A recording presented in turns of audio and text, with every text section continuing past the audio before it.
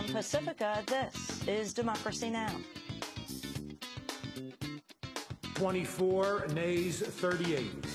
The bill is lost.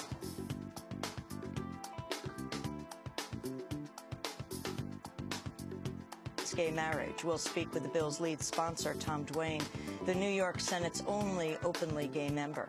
Then One Voice for Choice, a new campaign launched by blogger Jane Hampshire of Firedog Lake, targets Democrats who support the Stupak Amendment that prohibits any woman who receives government health insurance subsidies from enrolling in an insurance plan that covers abortion. Then, 25 years ago today, a gas leak at the Union Carbide plant in Bhopal, India, killed thousands. 25 years has passed, and yet justice has not been done in Bhopal, and yet even today there are people who are suffering and dying in Bhopal because of gas leak that happened more than 24 years before.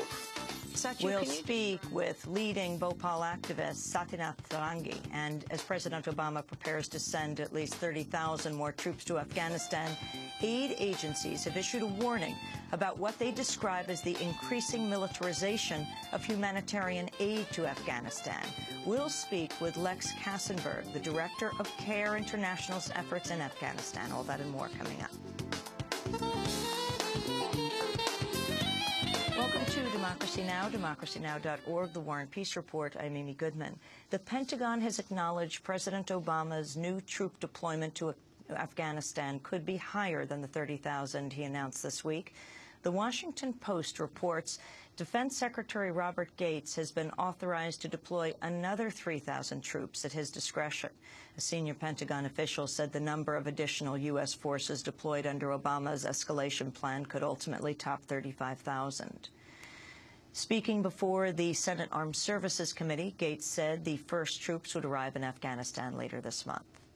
The first of these forces will begin to arrive in Afghanistan within 2 to 3 weeks.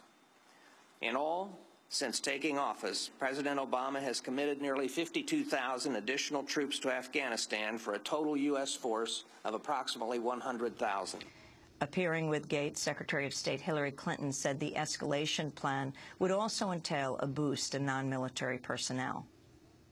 As we put additional troops in, we want to have more civilians embedded with them. We want to have them right there on the ground when combat is over to begin the building process and partnering with their civilian counterparts. The escalation plan is expected to receive congressional backing. Peace activists, meanwhile, have declared an emergency anti-escalation rally to oppose the expansion of the Afghan war. The rally will be held in Washington, D.C. on December 12th. In Honduras, lawmakers have overwhelmingly rejected the restoration of the ousted President Manuel Zelaya. On Wednesday, the Honduran Congress voted 114-14 to ratify its earlier decision to remove Zelaya after he was overthrown in a military coup. Zelaya had agreed to the new vote as part of a deal to end his standoff with the coup regime. The vote threatens to derail the agreement, which also calls for the formation of a unity government for the remainder of Zelaya's term. The coup regime says it will arrest Zelaya if he leaves the Brazilian embassy, where he's taken refuge since returning from exile in September. In Israel and the occupied territories, new figures show the Israeli government revoked more residency permits for Palestinians in Jerusalem last year than any year on record. The Israeli human rights group Hamoked says more than 4,500 Palestinians were stripped of their residency in 2008. The average number of revoked residency permits had previously been around 200 per year.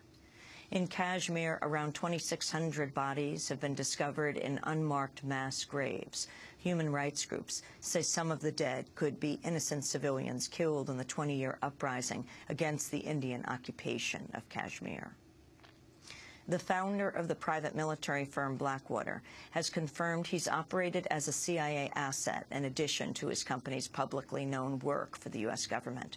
In an interview with Vanity Fair, Eric Prince said he served a dual role as both a contractor and an operative for secretive missions. The disclosure follows independent journalist Jeremy Scahill's report last week that Blackwater is operating in Pakistan on behalf of the CIA and the Joint Special Operations Command. Prince says he was selected for several missions, in part to give the CIA, quote, unattributable capability. Prince also says he plans to step down from Blackwater and hopes to become a high school teacher. New figures show unemployment has worsened or remained the same in most metro areas nationwide. The Labor Department says the number of jobs either dropped or remained unchanged in 204 out of 372 urban areas for the month of October. The news comes as President Obama convenes an unemployment summit at the White House today.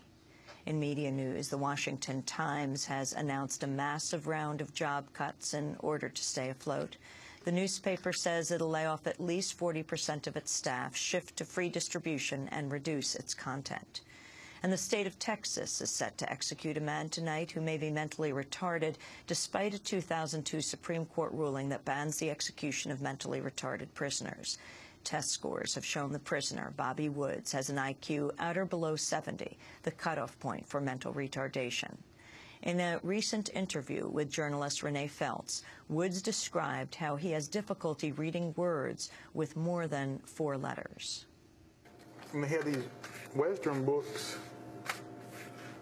A lot of words ain't, most of the words ain't past 4.